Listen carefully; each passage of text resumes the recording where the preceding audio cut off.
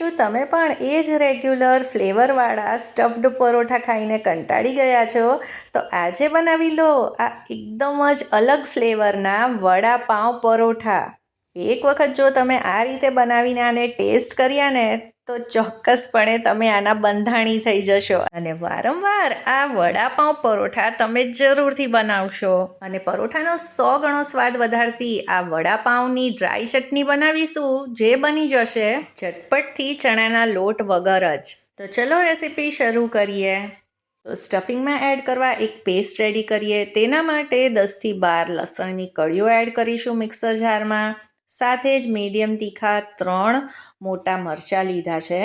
1 inch આદુનો ટુકડો લઈ લઈશું અને કોથમીરની જે ડાળીનો ભાગ છે તે લગભગ 8થી 10 જેટલી લઈ લઈશું. આનાથી ટેસ્ટ ખૂબ સરસ આવશે. અને અડધી ચમચી જીરું એડ કરી આની આપણે પેસ્ટ રેડી કરી લઈશું. આ ગ્રીન પેસ્ટને એક તરફ રાખી દઈએ અને હવે લઈ લઈશું બાફેલા બટેટા. તો અહીંયા 9થી 10 જેટલા નાની સાઇઝના બટેટાને બાફી લીધા છે. છાલ કાઢી એકદમ જ ઠંડા કરી લીધા છે. તો સ્ટફિંગ આપણે બટેટા એકદમ જ ઠંડા થાય પછી જ ફ્રાય કરવાનું છે. હવે કડાઈમાં 2થી 3 ચમચી તેલ એડ કરીશું. અડધી ચમચી રાઈ, અડધી ચમચી જીરું, સાથે જ મીઠા લીમડાના પાન પણ ઉમેરી દઈશું. તમારે આને કટ કરીને નાખવા હોય તો તેમ પણ નાખી શકો છો. અને વઘાર આવી જાય એટલે તેમાં આ જે ગ્રીન પેસ્ટ આપણે તૈયાર કરી છે તેને એડ કરી દઈશું. તો આપણું જે બટેટાનું સ્ટફિંગ છે એમાં સરસ ફ્લેવર આ પેસ્ટથી આવશે. અને બીજું જે આપણે લાલ ચટણી, ડ્રાય ચટણી તૈયાર કરવાના છીએ ને તેનાથી. તો આ પેસ્ટને આપણે લગભગ 1.5થી 2 મિનિટ આમાં સાંતળી લઈશું. તેનું મોઇશ્ચર પણ બળી જશે. અને હવે આ બટેટાને આપણે મેશ કરવાના નથી કે નથી ખમણવાના. જેવી રીતે વડાપાઉંમાં આ રીતે હાથેથી મેશ કરીને નાખીએ છીએ તેવી જ રીતે આમાં એડ કરવાના છે. હવે તમને થશે કે આ જ્યારે સ્ટફિંગ આપણે પરોઠામાં ભરીશું તો પરોઠા વણવામાં તકલીફ થશે, પરોઠા ફાટી જશે કે તૂટી જશે. પણ એવું કશું જ નહીં થાય અને દરેક પરોઠું એકદમ જ સરસ રીતે વણાશે. તો બધા જ બટેટાને મેશ કરીને એડ કરી દીધા છે. હવે સ્વાદ અનુસાર મીઠું એડ કરી દઈશું અને લીલા ધાણા એડ કરીશું. તો લીલા ધાણા થોડાક વધારે પ્રમાણમાં જ ઉમેરવા, તેનાથી ટેસ્ટ સરસ આવે છે.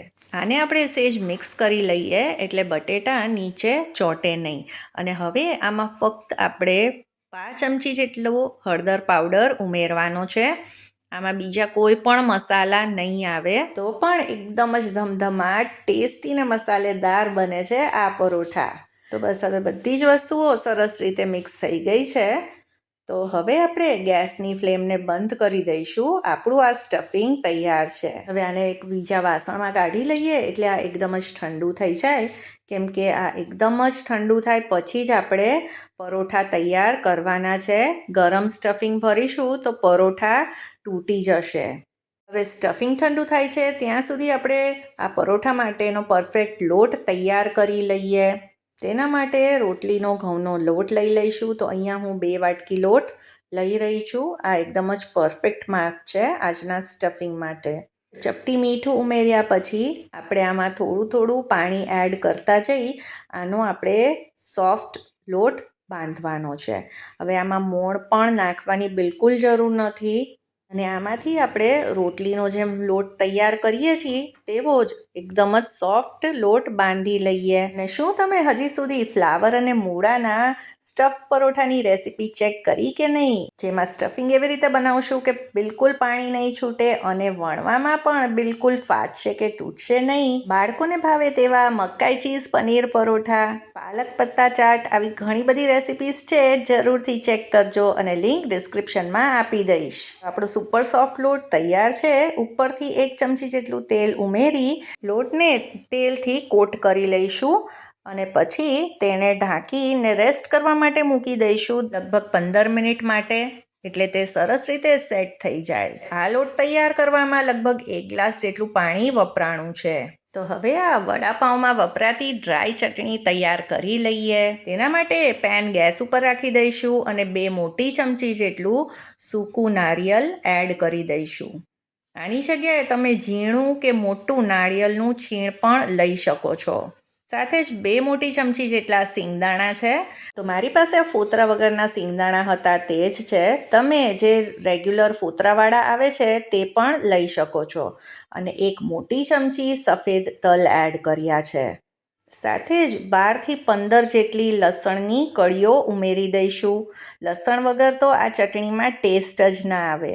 હવે આ બધી જ વસ્તુને લો ટુ મીડિયમ ફ્લેમ ઉપર આપણે શેકી લેવાની છે, લગભગ 2થી 2.5 મિનિટ સુધી.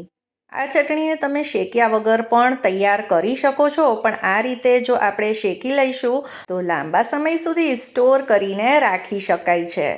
હવે આ બધી જ વસ્તુને એકદમ જ ઠંડી કરી લઈએ અને ઠંડી થાય પછી આપણે તેને મિક્સર જારમાં એડ કરી લઈશું. જનરલી આ ચટણી બનાવવા માટે આપણે ચણાના લોટની મમરી પાડતા હોય છે અને તે એડ કરતા હોઈએ છીએ, તો આ તેના વગર જ તૈયાર થઈ જાય છે. હવે આમાં સ્વાદ પ્રમાણે મીઠું અને કાશ્મીરી લાલ મરચું એડ કરી આપણે મિક્સર જારમાં પલ્સ મોડ ઉપર આને ચલાવી લઈશું. તો વડાપાઉંની ડ્રાય ચટણી તૈયાર છે. તો હવે લોટને પણ રેસ્ટ મળી ગયો છે અને બધી જ વસ્તુઓ આપણે રેડી કરી લીધી છે. તો લોટને પણ એક વખત ચીકવી લઈએ અને હવે આપણે આમાંથી પરોઠા તૈયાર કરી લઈએ. તો સૌથી પહેલાં આપણે આ રીતે મોટી સાઇઝના આમાંથી ગોયણા તૈયાર કરી લઈશું.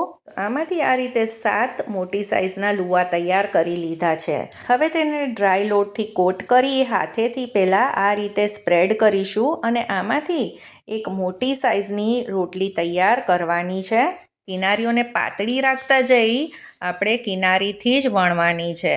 હવે લગભગ 2 ચમચી જેટલું સ્ટફિંગ આપણે વચ્ચે મૂકી દઈશું અને 1 ચમચી જેટલો વડાપાઉં મસાલો આની ઉપર એડ કરી દઈશું અને આ રીતે પાથરી દઈશું. આ પરોઠા એવી રીતે તૈયાર કરવાના છીએ કે જે લોકોને સ્ટફ્ડ પરોઠા બનાવવામાં તકલીફ પડતી હોય, ન ફાવતું હોય, તે પણ આસાનીથી તૈયાર કરી શકે છે. તો આવી રીતે ચારે બાજુથી ફોલ્ડ કરી આપણે આનું એક સ્ક્વેર તૈયાર કરીશું. થોડોક કોરો લોટ છાંટી અને આપણે આ રીતે સ્ક્વેર પરોઠું આનું તૈયાર કરી લઈશું. મીડિયમ સાઇઝનું પરોઠું વણાઈ ગયું છે. તો હવે આપણે ગરમ લોઢી ઉપર આને મૂકી અને શેકી લઈએ. તમારી ચોઈસ પ્રમાણે આમાં ઘી, તેલ કે પછી બટર તમે એડ કરી આને બંને બાજુથી શેકી લો. ફ્લેમને મીડિયમ રાખશો તો થોડુંક ઉપરથી સરસ ક્રિસ્પી બનશે. તો બંને બાજુ તેલ લગાવીને આપણે આને શેકી લઈશું. તો વડાપાઉંના બદલે જો તમારે કંઈક હેલ્ધી ખાવું હોય તો આ રીતે વડાપાઉંના જ ફ્લેવરના વડાપાઉં પરોઠા એક વખત આ રીતે જરૂરથી ટ્રાય કરજો. અને જો આ પરોઠાનું પડ ખોલીને બતાવું તો એકદમ સરસ સ્ટફિંગ બધે ફેલાણું છે. અને જો તમારે થોડું સ્પાઇસી ખાવું હોય તો થોડોક ઉપરથી ડ્રાય મસાલો છાંટીને કરો આને એન્જોય. અને આ રેસિપી જો પસંદ આવી હોય તો તેને લાઈક કરજો, તમારા ફ્રેન્ડ્સ અને ફેમિલીમાં જરૂરથી શેર કરજો અને મારી ચેનલ ચાર્મીઝ ગુજરાતી રસોઈને સબસ્ક્રાઈબ કરવાનું બિલકુલ ના ભૂલતા. મળીએ ફરી નવી રેસિપી સાથે. સૌને જય શ્રી કૃષ્ણ.